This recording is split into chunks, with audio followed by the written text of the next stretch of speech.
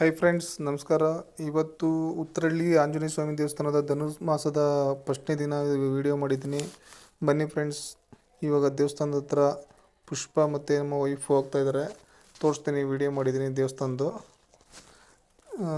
Video ನೋಡಿ, ಇಷ್ಟ ಆದರೆ ಲೈಕ್ ಮಾಡಿ, ಶೇರ್ ಮಾಡಿ, ಸಪೋರ್ಟ್ ಮಾಡಿ. Thank you friends. ಎಷ್ಟು ಗಂಟೆಗೆ ಇದ್ದರೆ?